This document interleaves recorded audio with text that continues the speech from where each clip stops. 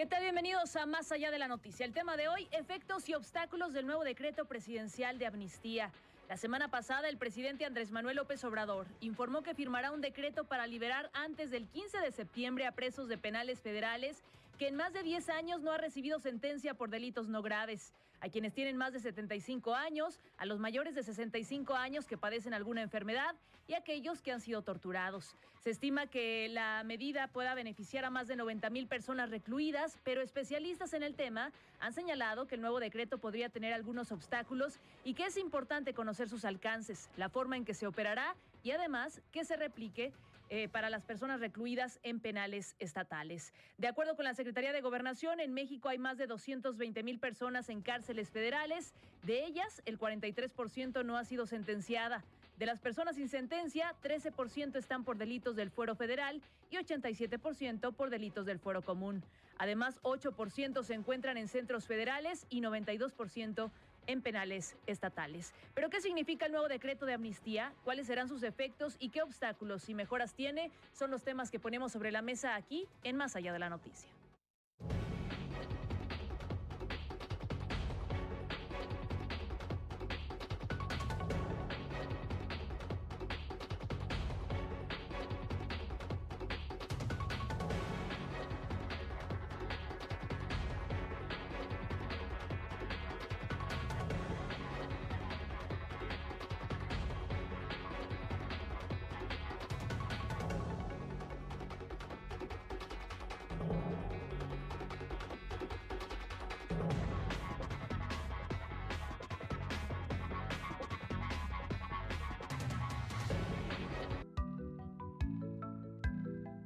De acuerdo con información de Animal Político, desde la aprobación de la ley de amnistía en abril del 2020, más de 900 internos han solicitado formalmente este beneficio para poder salir de prisión de manera anticipada.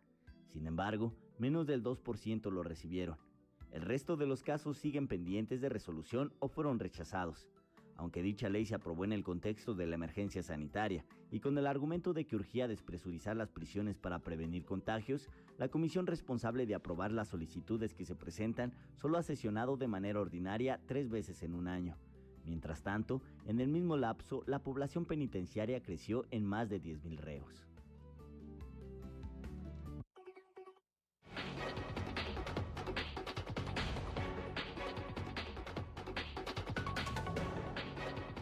¿Qué tal? Bienvenidos a esta mesa de opinión y de análisis. Con el gusto de siempre, les saluda Rocío Gutiérrez, quien estará a lo largo de estos minutos ya en compañía de nuestros analistas aquí presentes en esta mesa virtual y también aquí en físico, para abordar un tema que sin duda es importante, que tiene muchas aristas, que tiene mucho de dónde analizarse y sobre todo ver qué tan factible es y qué tan legal es lo que está proponiendo el propio presidente, lo que pone sobre la mesa. 4 aspectos en los que podría haber liberación o amnistía. ¿Se acuerda usted desde la campaña cuando se hablaba mucho del tema de la amnistía? En este caso, bueno, pues no es tanto hacia lo que se criticaba en las propias campañas, cuando se hablaba incluso de la posibilidad de que narcos quedaran en libertad. En este caso hablan de delitos no graves, pero realmente es como lo presenta el presidente. Realmente es un tema que es necesario y qué es lo que está exhibiendo sobre todo el hecho de que muchas personas sigan todavía en prisión sin tener una sentencia. Y hablando de una década, o sea, imagínese usted que haya una persona que su sentencia era menor de 10 años, ya pasaron 10 años y entonces, ay, ¿sabes qué? Discúlpame, hay amnistía para ti. ¿Y qué pasó con todos esos años que estuvo ahí recluido? ¿O de qué nos habla? ¿Qué pasa con nuestra justicia? Para hablar de estos temas, quiero dar la bienvenida y aquí en el estudio está con nosotros Teresa Martínez, quien es exmagistrada, presidenta del Supremo Tribunal de Justicia en Aguascalientes y catedrática en la Universidad Autónoma de Aguascalientes. Maestra, bienvenida siempre. Gracias, buen día. Se puede acercar un poquito más a los micrófonos. Me da mucho gusto saludar también a Viridiana Valgañón, quien es abogada litigante en la organización X Justicia. Viridiana, buenos días, gracias por estar con nosotros y saludos desde Aguascalientes. Muchas gracias, muy buenos días. Gracias por acompañarnos. Y un gusto saludar, como siempre, a Edgar Guerra, sociólogo y profesor investigador del CIDE Región Centro. Edgar, buenos días, bienvenido. Muchos buenos días, Rocío, muchas gracias por la invitación. Buenos días a mis colegas del panel. Al contrario, gracias por acompañarnos. Y, por supuesto, iniciamos con usted, maestra Teresa. Respecto a este punto, Es decir, ¿qué tan viable es lo que ha señalado el propio presidente de dar amnistía o de dejar en libertad a estos 4 supuestos de personas que están en estos momentos pues privadas de su libertad en prisiones de nuestro país? Si se puede o no, si es legal o no, y además, ¿cuál es el contexto del por qué continúan estas personas encarceladas? Adelante, maestra.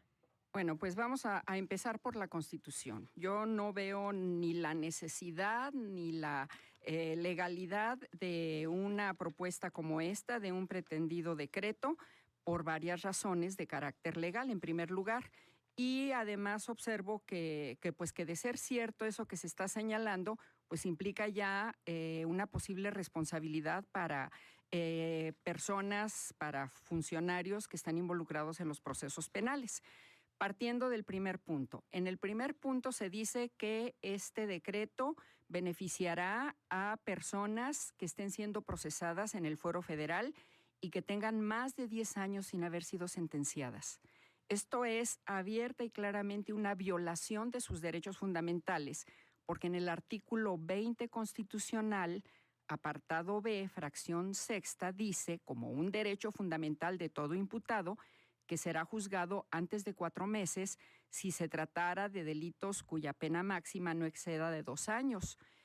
O bien, si excede de esta pena, pues cuando mucho el proceso durará 1 año. Entonces, si nosotros analizamos, esta administración federal ya tiene más de 2 años en el gobierno. Entonces, supuestamente recibieron asuntos que ya venían de antes con personas no sentenciadas. Pues en 2 años tenían que haberlo sentenciado, por supuesto, y si no lo han hecho, pues han incumplido con sus responsabilidades, y es la actual administración la que está poniendo de manifiesto que probablemente haya ahí violación de derechos fundamentales de personas. Ahora, están hablando de delitos no graves, o sea, que beneficiarán a personas procesadas por delitos no graves. ¿Qué es un delito no grave? Aquel cuya pena máxima no excede de 5 años. Como usted bien dijo hace un momento, pues ya rebasaron con mucho, estando en prisión preventiva, lo que les podrían poner como pena máxima. Entonces, ¿qué podría ser? O sea, si esto es cierto, cualquier defensor de oficio particular desde hace mucho le habría dicho al juez, ya senténcialo, ponle la pena que quieras, ponle la máxima porque se la tienes que dar por compurgada. Entonces, yo empiezo por ver aquí en el primer punto una cosa ilógica, absurda, que yo no creo que ningún abogado del sector público federal pues sea capaz, se atreva a redactar un decreto para que el presidente firme algo así. A mí me parece una cosa pues totalmente fuera de lógica. Eso por referirnos al primer punto. En el segundo punto de este decreto, pues a partir de lo que se da a conocer por diferentes medios de comunicación, habla de que adultos mayores de 75 años que estén en las cárceles, también del fuero federal, que no hayan cometido delitos graves, delitos de sangre, van a ser liberados. Misma historia, ¿sí? Delitos no graves. Ya hay disposiciones legales vigentes desde hace mucho que hablan de que una persona que es procesada y sentenciada por un delito no grave tiene ciertos beneficios, ¿sí? Es decir, le pueden cambiar esa pena de prisión, que no va a rebasar los 5 años porque el delito no es grave, por cualquier otro beneficio, lo cual garantiza que sí se haga justicia, que no se desproteja a la víctima, dejando en libertad a quien sí cometió un delito, aunque sea un delito no grave, pero que si esta persona acredita ciertos supuestos, puede cambiar esa pena de prisión por otra medida diferente. Entonces, otra cuestión innecesaria y contraria pues a lo que ya está establecido en la ley. Adultos mayores de 65 años con enfermedades crónicas que estén en la cárcel, también delitos no graves, van a ser liberadas. Misma historia. Es más, aquí estamos viendo una vez más ese no comprender lo que es la prisión preventiva. Primeramente, al principio de esta administración, no nada más en el gobierno federal, en otros gobiernos, impulsaron el que se aumentaran los delitos de prisión preventiva oficiosa. Y ahora quieren dar marcha atrás con estos decretos. O sea, los delitos de prisión preventiva oficiosa tienen que ser limitaditos, los más graves. Los delitos de prisión preventiva justificada de la misma manera, porque el actual sistema de justicia penal establece muchas otras opciones para que las personas no estén en la cárcel en su proceso. Y esto va contra ese principio. Una persona con una enfermedad crónica no tiene por qué estar en prisión preventiva y por lo tanto no hay necesidad de un decreto de esta naturaleza, por hablar nada más de los 3 puntos. O sea, podríamos decir entonces que lo que están prometiendo es nada más o cumplir lo que ya está establecido, o 2, que lo que usted menciona, pues no se está cumpliendo con la impartición de justicia como tendría que ser en nuestro país. Así es, en pocas palabras, de eso estamos hablando. Pero sí hay personas en estos supuestos, encarceladas todavía. Mire, no tengo ese dato, ¿verdad? No conozco a nivel federal si hay personas aquí. Estoy bien segura que en Aguascalientes no hay personas sin sentenciar en el fuero común. ¿Por qué? Porque las autoridades, tanto del Poder Judicial como de la Fiscalía, como de la propia Defensoría Pública, han sido siempre muy diligentes en su trabajo. Hay estadísticas de que hay procesos penales en Aguascalientes que duran 2 meses y se resuelven adecuadamente. Hay procesos que en su máximo pueden durar, con apego a la Constitución, 1 año en sus 2 instancias, en primera instancia y en segunda instancia. Entonces, a eso es a lo que hay que apelar, a la eficiencia. A ver, permítanme hacer una breve pausa. Me parece que pone los datos muy en concreto sobre la mesa la maestra Tere, que además es una experta en todo este tema de la justicia en nuestro país. La nueva justicia, que le llamamos así entrecomillada, pero si existen todavía en este país encarcelados con estos supuestos, lo que nos están diciendo es no se ha aplicado la justicia como debería. Se están violentando garantías, se están violentando derechos. Lo de los torturados, por ejemplo, también. Se supone que nadie tendría que estar encarcelado si se determina que hubo tortura. Entonces, ¿cómo ahora van a reabrir estos casos o qué va a pasar en este caso? Permítanme hacer una breve pausa. Regresamos con más. Lo invitamos a participar. Su voz siempre es muy importante para estas mesas. Están nuestras líneas telefónicas, WhatsApp y, por supuesto, nuestra transmisión completamente en vivo a través de Facebook, en donde aparecemos como Radio B y Noticias. Discute los temas reales aquí en Más Allá de la Noticia. Donde veo un espacio verde, yo veo un día de campo con mi familia. Donde veo un espacio para jugar, veo la sonrisa de mi hijo. Tenemos una ciudad con bosque para que todos lo disfruten. Por ti y tu familia, contigo al 100. Empresas como esta son pieza clave para generar empleo. Estar trabajando aquí me ha ayudado a desarrollar otras habilidades. Hemos mejorado nuestra calidad de vida y le he podido dar a mi familia la seguridad y tranquilidad que ellos necesitan. Por eso yo digo que el bienestar de todos es nuestra empresa. Voz de las empresas, Consejo de la Comunicación. En la península de Yucatán encontramos los cenotes, que son ecosistemas importantes no solo para México, también son reconocidos a nivel mundial. El acuífero de la península de Yucatán resguarda 2/3 partes del agua renovable de todo el país. Dentro de los cenotes existen especies únicas, debido a las condiciones particulares de estos ecosistemas. Estos habitantes de las cavernas son especialmente sensibles al deterioro y contaminación del agua. Desafortunadamente, toda esta grandeza se encuentra en grave riesgo de perderse para siempre. Especies como los peces ciegos se encuentran en peligro grave de extinción. ¿La razón? Las granjas industriales porcícolas vierten agua mezclada con heces fecales directamente al suelo. Cuando el nivel de nitrógeno es mayor del que necesita la vegetación, esta muere o se seca. Después, el proceso de filtración del agua al subsuelo ocasiona que los nitratos penetren en las aguas subterráneas y de esta forma llegan a los cenotes. Por su naturaleza, los acuíferos no se contaminan tan rápidamente. Sin embargo, una vez que se contaminan, difícilmente se limpian. Si el agua contiene nitratos, puede producir sustancias químicas cancerígenas en el estómago y a su vez se asocia con el síndrome de los niños azules. Este tipo de granjas porcícolas ponen en riesgo a los cenotes, la fauna acuática y la salud de las personas. Conservar la salud de estos ecosistemas es conservar la nuestra. Firma la petición.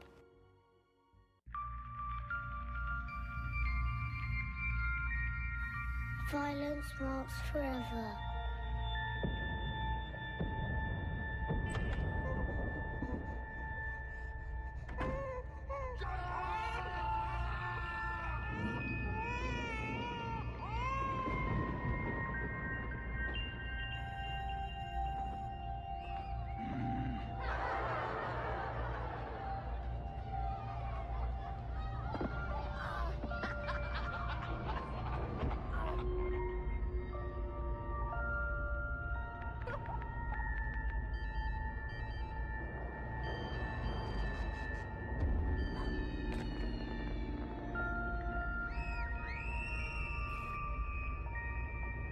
Violence against children marks them forever. It's wrong. End it.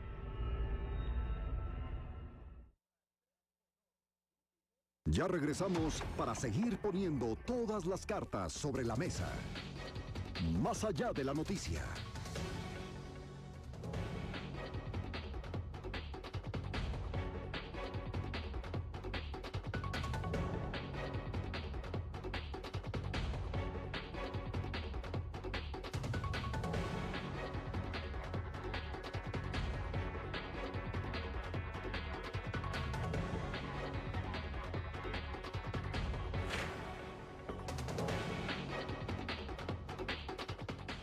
Bien, continuamos con más de esta mesa de opinión y de análisis. El tema que estamos abordando, los efectos y obstáculos del nuevo decreto presidencial de amnistía. En esta mesa nos acompaña la maestra Teresa Martínez, exmagistrada presidenta del Supremo Tribunal de Justicia en Aguascalientes y catedrática en la Universidad Autónoma de Aguascalientes. De forma virtual está con nosotros Viridiana Valgañón, quien es abogada litigante en la organización X Justicia, Edgar Guerra, sociólogo y profesor investigador del CIDE Región Centro. Viridiana, si te parece, vamos contigo. En este punto, ¿cuáles son los obstáculos que tú observas para este decreto que pretende el presidente? Adelante.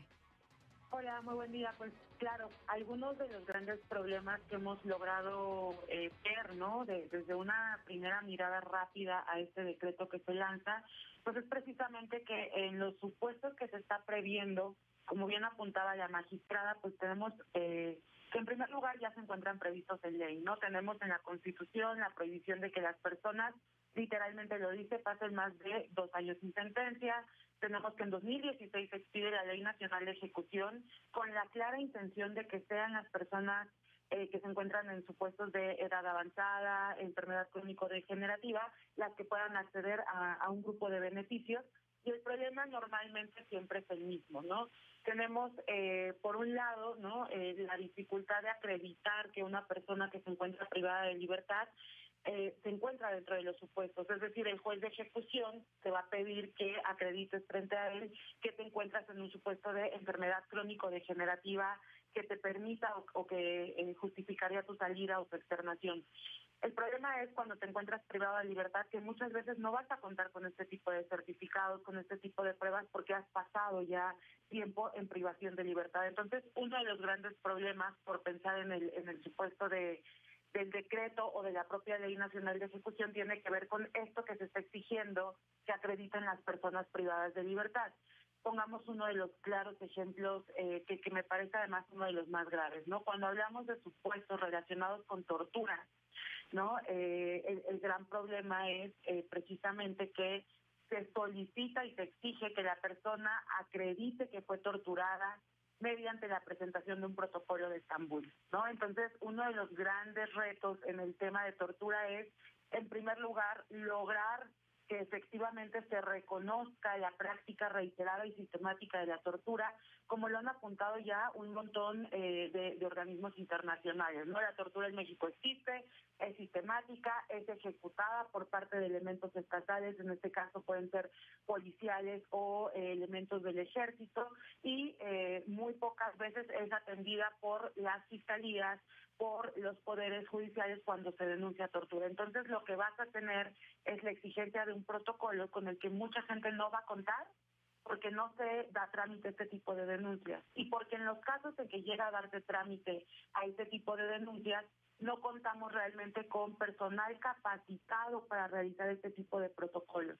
El protocolo de Estambul supone la existencia de personal que tenga credenciales suficientes, de personal que también tenga, por supuesto, y que cumpla con el requisito de independencia, es decir, la autoridad tendría que no ser la misma institución, ¿no? Por hablar en estos casos de policía tortura, ¿no? Y quien realiza el protocolo de Estambul es personal adscrito a la misma fiscalía. En muchos de los casos, lo que se ha denunciado es que por un lado tenemos protocolos que no cumplen con los requisitos, con personal pericial que no cumple con las credenciales, al tiempo que en algunos casos se ha hablado incluso de una fiscalía que hace todo lo posible porque los protocolos sean dictaminados en negativo, es decir, no fuiste torturado. Entonces tienes tu protocolo, pero tienes el negativo. Vamos a tener personas con protocolos negativos y vamos a tener personas que no van a contar con estos protocolos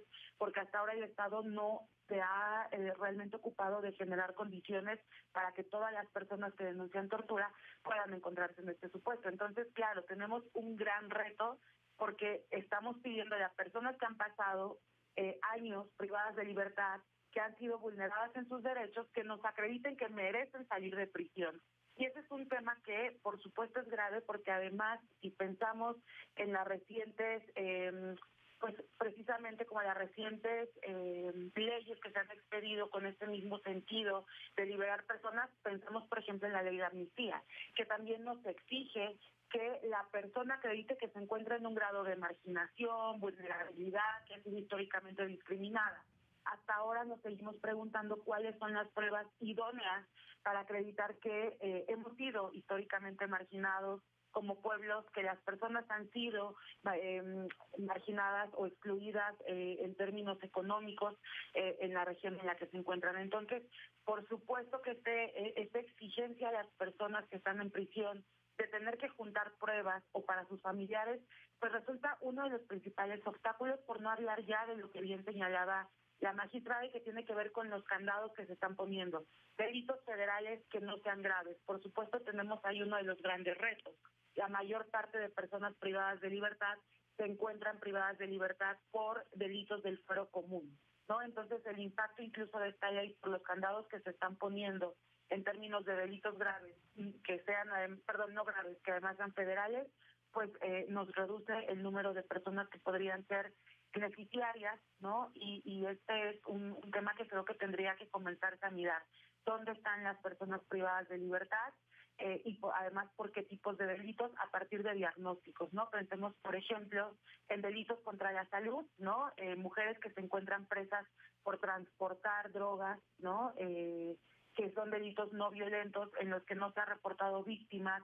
En muchos casos incluso estamos hablando de supuestos en los que no se han utilizado armas, como los casos que actualmente acompaña X Justicia para las Mujeres, de 2 mujeres indígenas que fueron amenazadas para transportar drogas, pero que no se van a encontrar en los supuestos de este nuevo decreto y por supuesto también van a tener grandes retos para acceder a la ley de amnistía como nos hemos encontrado hasta ahora. Entonces, creo que esos son grandes problemas, poniendo el centro o el ojo en que las personas privadas de libertad no tendrían que encontrarse en imperiosa necesidad de presentar pruebas para acreditar que han sido vulneradas en sus derechos durante años y que han sido encerradas por esa vulneración de derechos, ¿no? A ver, entonces, permítanme hacer una breve pausa y regresamos. Me parece que esto es importante, ya nos dan ustedes un norte, cuáles son los delitos no graves y cuáles son los delitos graves en la materia federal, es decir, cuáles son los supuestos que podrían entrar y cuántos serían. Ya nos decían ambas panelistas y nuestras expertas, se reduce a muy pocos el número de posibles beneficiarios en caso de que existan. Acá en Aguascalientes estamos a reserva de que nos confirme el Poder Judicial, pero nos dice la maestra, pues realmente no tendría por qué haber ninguno en este supuesto de los que están en estos momentos privados de su libertad. ¿Qué pasa a nivel país? Permítame hacer una breve pausa y ya volvemos. Discute los temas reales aquí en Más Allá de la Noticia.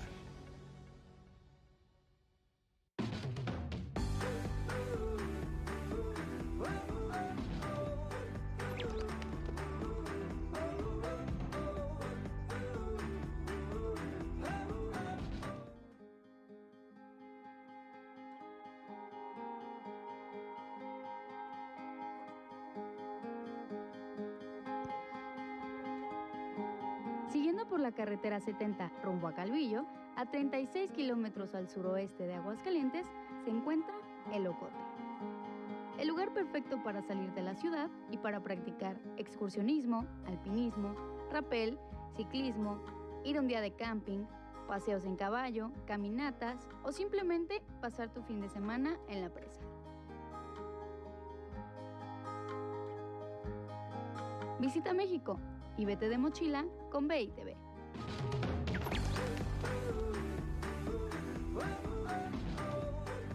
Regresa Regresan los jueves de Bolsa de Trabajo. La Secretaría de Economía Social y Turismo Municipal te esperan en punto de las 9 de la mañana en Palacio Municipal. Recuerda traer tu identificación oficial y solicitudes elaboradas. Se contará con todas las medidas de salud por tu seguridad y la de los demás. Ayuntamiento de Aguascalientes. Las personas con tendencias suicidas siempre dan muestra de que no están pasando por un buen momento. Tal vez un cambio anímico, escuchar un ya no puedo más vivir así. Déjame solo, no me estés vigilando. O llora todo el tiempo sin motivo. No puede dormir, duerme demasiado, incluso consume drogas. Si repentinamente deja de hacer lo que le encantaba, tal vez no está bajoneado, sino realmente está deprimido. Podría ser que esa persona estuviera pensando en quitarse la vida. Sucede más de lo que crees. Si crees que está pasando, di algo, no vas a empeorar las cosas. Pregunta, ¿te puedo ayudar en algo? Preguntar no hace daño, en realidad ayuda. La mejor manera de evitar que alguien se suicide es preguntar, ¿estás pensando en matarte? Pero si responde sí, o tal vez no le digas, es una locura, estás exagerando. Es mejor decirle, lamento que estés pasando por eso. Busca ayuda profesional, habla con tu médico. Busca un psicólogo o ve con un religioso.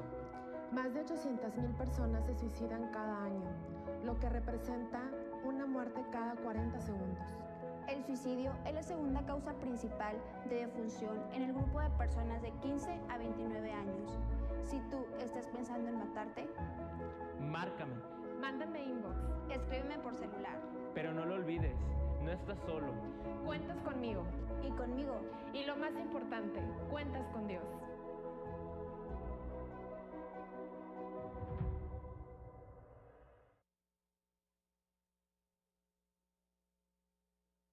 Ya regresamos para seguir poniendo todas las cartas sobre la mesa. Más allá de la noticia.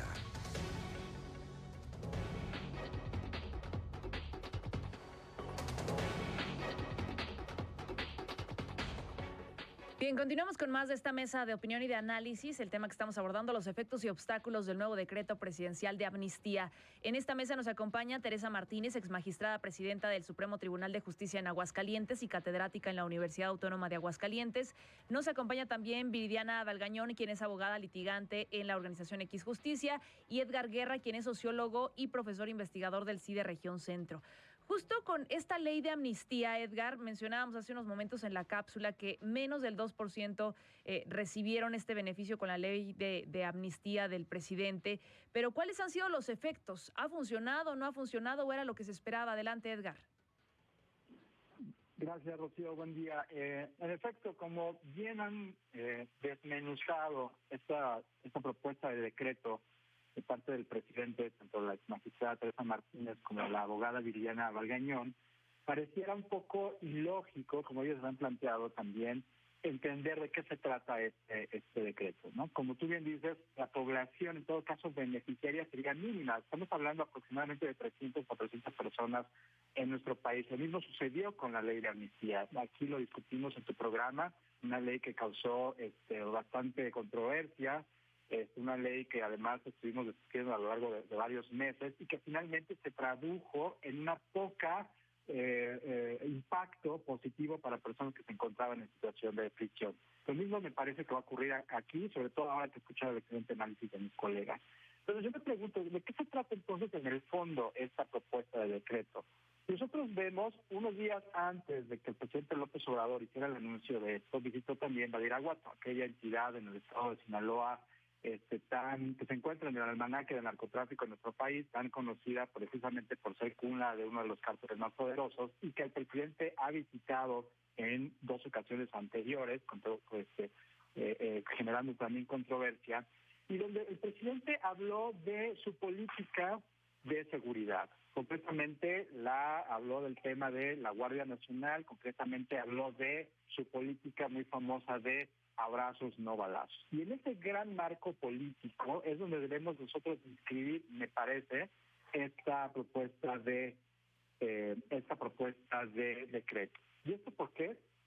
Porque al final creo que después de oír todas estos limitantes y todas estas contradicciones que están detrás de este decreto, a mí me parece que lo que se trata es más bien de una estrategia política.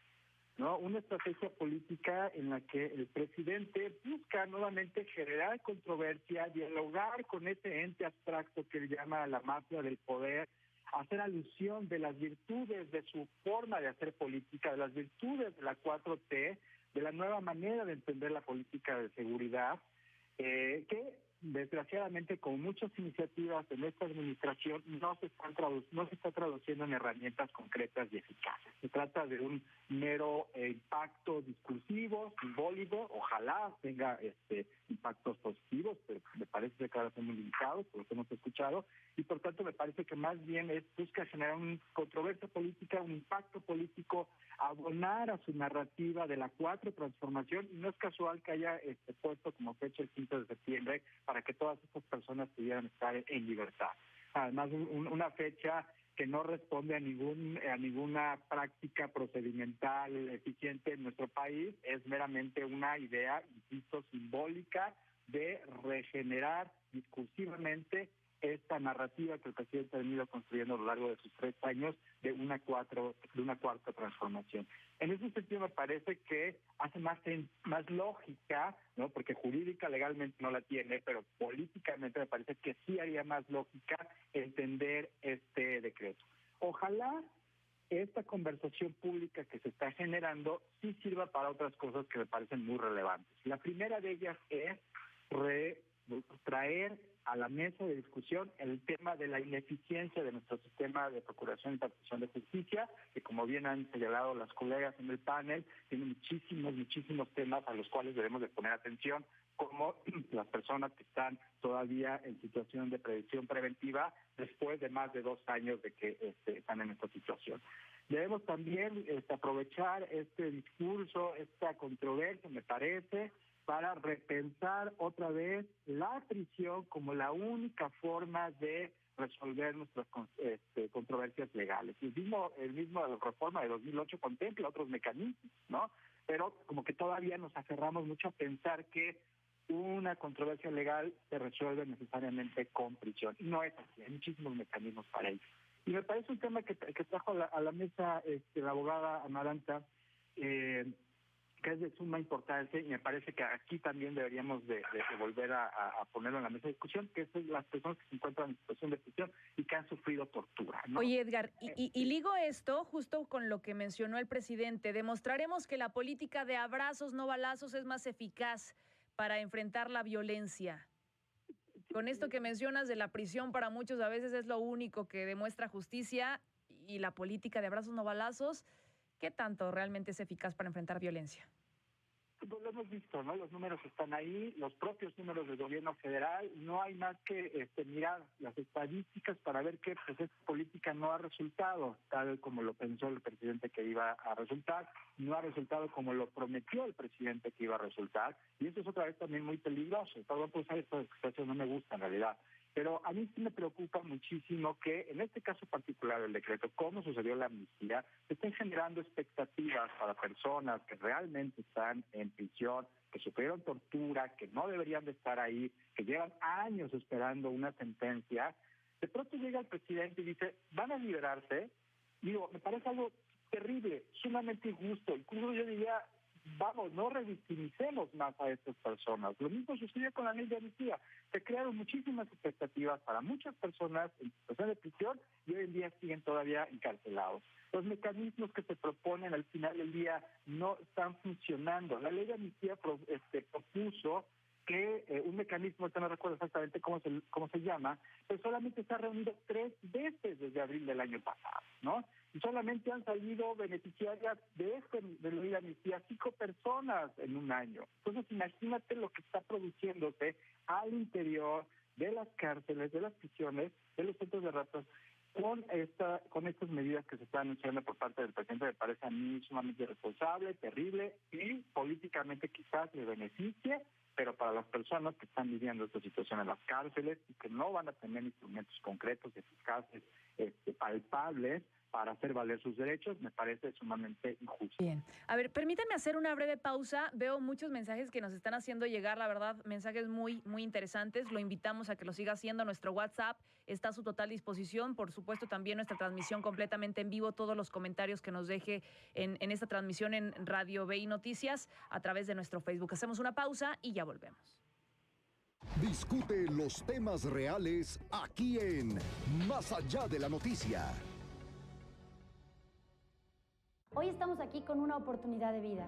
Yo te invito a ti a que te vacunes, a que no lo pienses, a que sientas que llegó el momento de que todos podamos tener una verdadera oportunidad. Infórmate más en quelavacunanosuna.org. Hashtag que la vacuna nos una. Consejo de la Comunicación, voz de las empresas. Esta cinta ha acumulado varios reconocimientos en los festivales más importantes de cine de todo el mundo, con 9 nominaciones y 4 victorias. Selva Trágica nos remonta al año de 1920, en la frontera de México y Belice, en la profundidad de la selva maya, donde no hay ley y los mitos prevalecen. Un grupo de mexicanos trabajadores del chicle cruzan su camino con Agnes, una hermosa y misteriosa joven beliceña. Con vigor renovado, enfrentan su destino sin darse cuenta que han despertado una antigua leyenda que acecha desde el corazón de la selva. Este filme es una fábula fascinante sobre el poder de la naturaleza y las miserias del hombre. La directora crea una atmósfera mística de incertidumbre con unas fascinantes actuaciones y unas cautivadoras imágenes, con las que acabarán sintiendo la selva dentro de ustedes. Está disponible en Netflix y recuerden, hagan que sus noches sean noches de películas. El miércoles ciudadano está de regreso.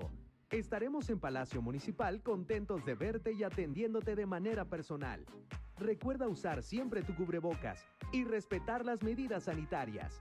Ayuntamiento de Aguascalientes invita. Ya regresamos para seguir poniendo todas las cartas sobre la mesa. Más allá de la noticia.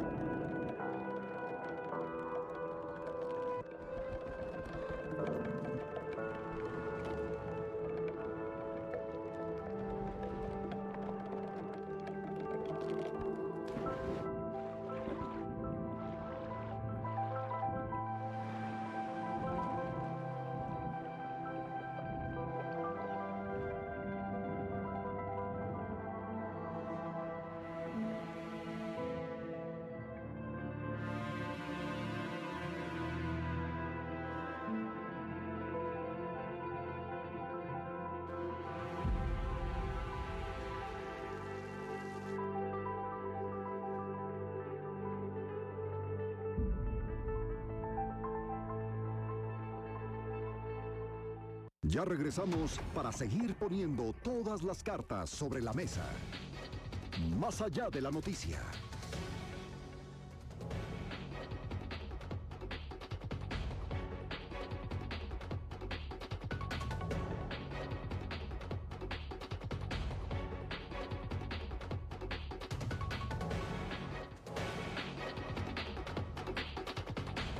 Bien, continuamos con más de esta mesa de opinión y de análisis. El tema que estamos abordando, los efectos y obstáculos del nuevo decreto presidencial de amnistía. En esta mesa nos acompaña la maestra Teresa Martínez, quien es exmagistrada presidenta del Supremo Tribunal de Justicia en Aguascalientes y catedrática de la Universidad Autónoma de Aguascalientes. Viridiana Valgañón, quien es abogada litigante en la organización X Justicia para Mujeres. Nos había faltado decir esto, es X Justicia para Mujeres. Y Edgar Guerra, quien es sociólogo y profesor investigador del CIDE Región Centro. A ver, maestra Tere, hablábamos fuera del aire y creo que nos tiene que quedar muy claro, porque muchos dirán, pues sí, qué bueno que los liberen, y la realidad es que no tendrían por qué estar ahí, qué bueno este decreto del presidente. Pero a ver, ¿cuáles son esos delitos no graves del fuero federal que podrían entrar en este supuesto? Bueno, pues como ya lo dijo el doctor Edgar, ¿cuáles son esos delitos, verdad? ¿De qué estaríamos hablando? Por ejemplo, de un robo menor en agravio de una instancia federal, ¿sí? De un delito culposo en carreteras federales, un choque que provocó daños a la carretera, una volcadura que provocó daños, es decir, delitos que, como hemos señalado, ni siquiera tendrían que estar las personas en prisión preventiva y mucho menos por 10 años, ¿sí? Probablemente se pudiera considerar en ese ámbito pues el narcomenudeo, como dijo la licenciada Viridiana, mujeres que han sido pues presionadas a veces hasta de manera grave para transportar narcóticos, una situación de esta naturaleza. Pues allí incluso seguramente las circunstancias del caso permitirían en mayor o menor medida probar esa excluyente de que lo hicieron debido a miedo grave, de que lo hicieron debido a necesidad apremiante económicamente. Entonces, yo no encuentro pero yo no encuentro un sustento para concluir que si efectivamente hay personas que tienen más de 10 años siendo procesadas por un delito no grave, tengan por qué seguir allí esperando ese decreto. O sea, hay las leyes, hay los fundamentos, hay los sustentos legales, constitucionales, para que esas personas, repito, si no en las administraciones anteriores, bueno, pues a partir de que esta administración está ejerciendo sus funciones, pues estuvieran ya por lo menos sentenciadas, por lo menos solicitando un beneficio a partir de esa sentencia y de que se trata de un delito no grave. Entonces, no le encuentro yo ningún sustento. La única explicación que me parece, pues sí, la que debe de tomarse como la explicación de por qué la propuesta de este decreto, pues es la que da el doctor Edgar, ¿verdad? Es un tema totalmente político.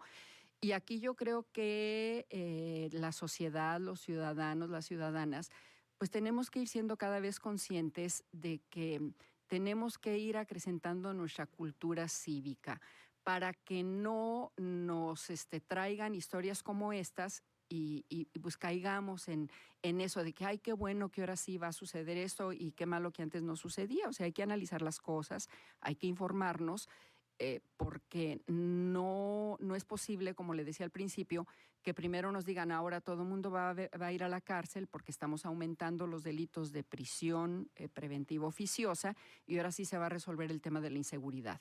Y luego, al poco tiempo, nos digan, pues ahora van a salir tales y cuales personas porque injustamente están allí. Bueno, pues en el Inter, ¿qué se hizo? Para que no se O sea, fueron discursos contradictorios. Totalmente. Por un lado, les advertían no se incremente el catálogo de delitos que ameritan prisión preventiva, la prisión no es la solución, lo hicieron de cualquier forma y ahora es todos aquellos que no tendrían por qué estar en la cárcel tienen que estar afuera, pero en estos casos pues serían casi que los adultos y no se necesitaría, lo que entendemos es ningún decreto, todo está en la ley, nos están engañando entonces. Pues yo así lo veo. ¿Y quiénes son los responsables, maestra, de que en estos momentos, por ejemplo, existan personas, si es que así se determina a nivel federal, a nivel país, que hay personas en estos supuestos? ¿Quiénes son los responsables de no haber impartido la justicia como se tendría que haber impartido? Mire, los actores procesales son el Ministerio Público, el asesor jurídico de la víctima, el defensor del imputado y, por supuesto, los jueces. Entonces, habría que analizar por lo menos si agentes del Ministerio Público a cargo de esos procesos, o sea, primero identificar cuáles son esos procesos que todavía no se han concluido con una sentencia. Y luego analizar si en cada caso concreto eso se debe a ineficiencia del Ministerio Público, del defensor que no ha gestionado, que no ha impulsado el proceso, o de los propios jueces. Aunque también, bueno, si se trata de una sobresaturación del trabajo, pues allí habría una responsabilidad a otro nivel, a nivel administrativo. ¿Por qué no tomo las medidas necesarias para que haya suficiente personal para que puedan atender adecuadamente sus asuntos, verdad? A ver, Viridiana, ustedes están dando seguimiento a casos principalmente de mujeres, como lo decíamos hace unos momentos, pero con esto que menciona la maestra Teresa, ¿quiénes son realmente los responsables? Me parece que tendría que haber o fincarse responsabilidad más que un decreto, responsabilidades en contra de quienes no han impartido la justicia como tendría que ser, que no se vuelva a permitir que algún caso así continúe en la cárcel, por ejemplo, o que algún caso así se vuelva a dar en cualquiera de los años que vienen. Adelante, Viridiana.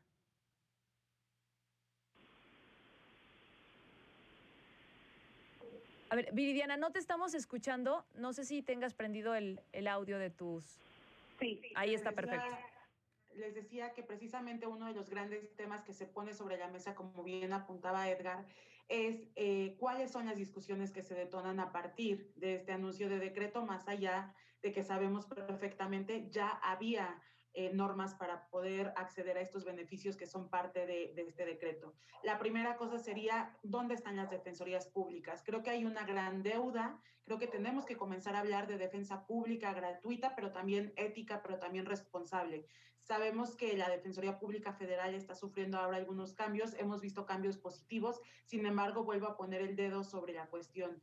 Las defensorías públicas locales tienen que ser revisadas. ¿Qué están haciendo estos abogados? ¿Cómo están trabajando? ¿Por qué no están asesorando adecuadamente a las personas? Es decir, ¿por qué tenemos denuncias de tortura que no son atendidas por los jueces, pero que tampoco son empujadas por los defensores públicos, que se supone que son quienes tienen el primer contacto y la información de primera mano de las personas que se encuentran en este tipo de situaciones?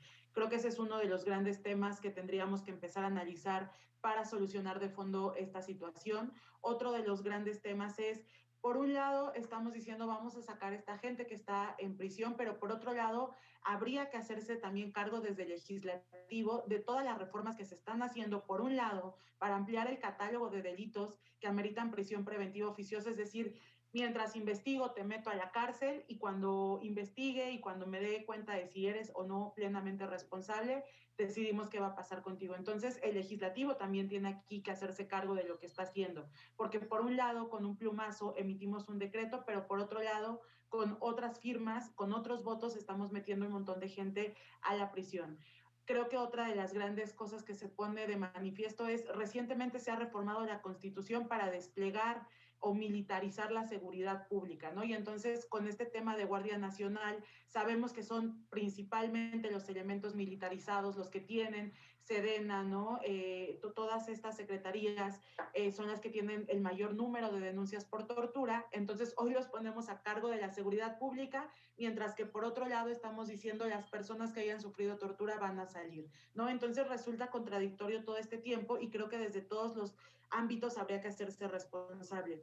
Creo también que tendríamos que comenzar a preguntarnos sobre este decreto y sobre todo lo que está pasando, que ya existe en la ley, quiénes están a cargo de echarlo a andar. Es decir, si se va a emitir este nuevo decreto, celebramos cualquier medida que tenga que ver con personas privadas de libertad, pero ¿cómo lo vamos a hacer efectivo? ¿Qué presupuesto vamos a dedicarle al Poder Judicial para que efectivamente pueda hacerse cargo de lo que le corresponde? Como bien apunta la magistrada, ¿qué pasa con los temas de sobrecarga de trabajo? Necesitamos más personal en los juzgados, necesitamos más personal en las defensorías públicas federales y locales. ¿Qué es lo que necesitamos para que efectivamente podamos hacer una realidad el tema de personas privadas de libertad injustamente que se encuentren en supuestos de libertad.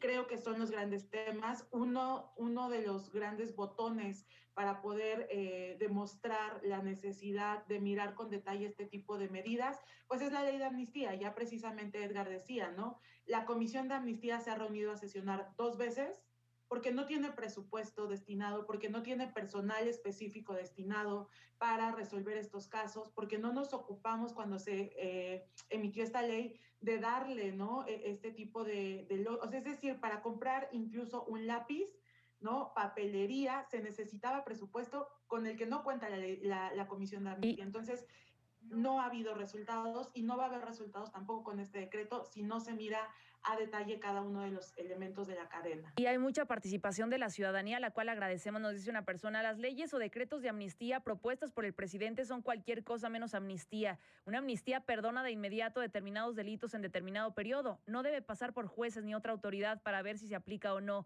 Por ello, los decretos han regulado mecanismos que ya existen en los códigos procesales y leyes de ejecución, y por ello no han tenido resultados. Es puro proselitismo disfrazado de decretos, nos dice esta persona. Otro más nos dice: hola Rocío, buenos días. Por ejemplo, ¿qué pasa con Rosario Robles, que sigue en prisión preventiva sin sentencia? Bueno, tendría que tener 10 años, se supone.